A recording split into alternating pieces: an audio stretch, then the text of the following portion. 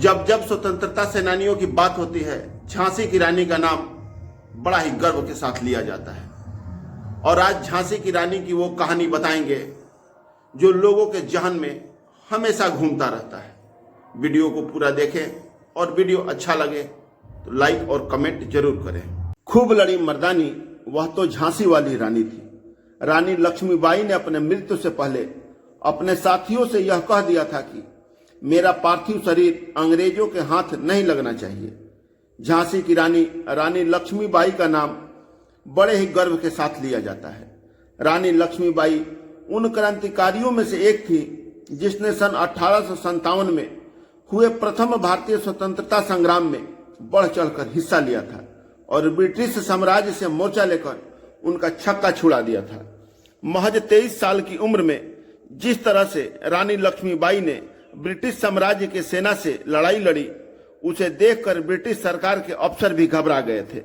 वैसे तो रानी लक्ष्मीबाई को आज पूरा देश जानता है, लेकिन आज भी रानी लक्ष्मीबाई को लेकर कई तरीके के सवाल हैं।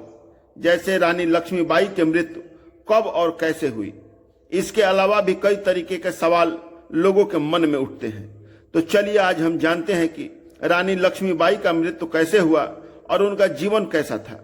रानी लक्ष्मीबाई का जन्म 19 नवंबर 1828 को वाराणसी में हुआ था। रानी लक्ष्मीबाई के पिता का नाम मोरोपंत तांबे था। रानी लक्ष्मीबाई के बचपन का नाम मणिकर्णिका था, लेकिन लोग उन्हें प्यार से मनु कहकर बुलाते थे। रानी लक्ष्मीबाई के पिता अंतिम पेशवा बाजीराव द्वितीय के सेवक थे। रानी लक्ष्मीबाई जब 4 साल की थी तभी उनकी माता का निधन हो गया था। रानी लक्ष्मीबाई महज 7 साल की उम्र में ही घुड़सवारी और तलवारबाजी में निपुण हो गई थी। रानी लक्ष्मीबाई को अस्त्र शस्त्र चलाना बचपन से ही पसंद था। जब रानी लक्ष्मीबाई 13 साल की हुई तो साल 1842 में उनका विवाह झांसी के राजा गंगाधर राव के साथ बड़े ही धूमधाम से किया गया। विवाह करने के बाद ही मणिकर्णिका का नाम बदलकर रानी लक्ष्मीबाई रख दिया गया। 1851 में रानी लक्ष्मीबाई को पुत्र रत्न की प्राप्ति हुई और पूरा झांसी खुशियों से झूम उठा। लेकिन जल्द ही इन खुशियों पर ग्रहण लग गया और महज 4 साल की उम्र में ही बालक की मृत्यु हो गई, जिसके बाद रानी लक्ष्मीबाई ने 5 वर्ष के एक बालक को गोद लिया और उसका नाम दामोदर राव रखा। हालांकि पुत्र को गोद लेने के अगले ही दिन राजा गंगाधर राव का निधन हो गया। राजा गंगाधर राव के निधन के बाद ही झांसी पर ब्रिटिश हुकूमत की नजर पड़ गई। ब्रिटिश इंडिया के गवर्नर जनरल डलहौजी ने दामोदर राव को झांसी राज्य के उत्तराधिकारी मानने से इनकार कर दिया और झांसी का विलय ब्रिटिश साम्राज्य में करने का फैसला किया। रानी लक्ष्मीबाई ने इसके खिलाफ लंदन की अदालत में मुकदमा भी दर्ज कराई, लेकिन उनका मुकदमा खारिज कर दिया गया। दूसरी तरफ अंग्रेजों ने झांसी के खजाने पर कब्जा कर लिया और रानी लक्ष्मीबाई को झांसी का किला छोड़ने को कहा। उस समय तो रानी लक्ष्मीबाई ने झांसी का किला छोड़कर रानी महल में चली गई, लेकिन उन्होंने अंग्रेजों से लड़ाई लड़ने का फैसला किया। ब्रिटिश हुकूमत से लड़ाई लड़ने के लिए रानी लक्ष्मीबाई ने एक स्वयंसेवक सेना का गठन किया।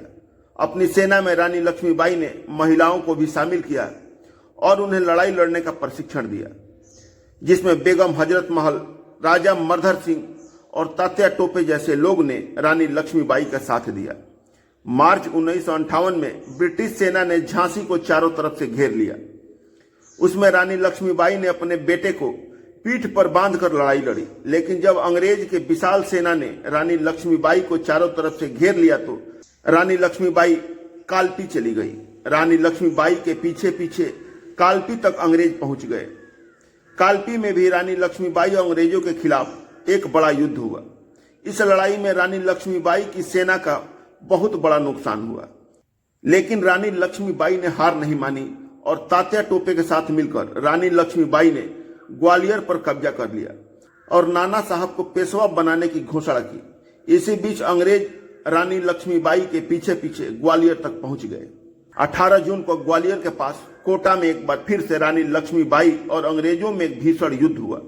इस युद्ध में रानी लक्ष्मीबाई अपने दोनों हाथों में तलवार लेकर अंग्रेजों से खूब लड़ी।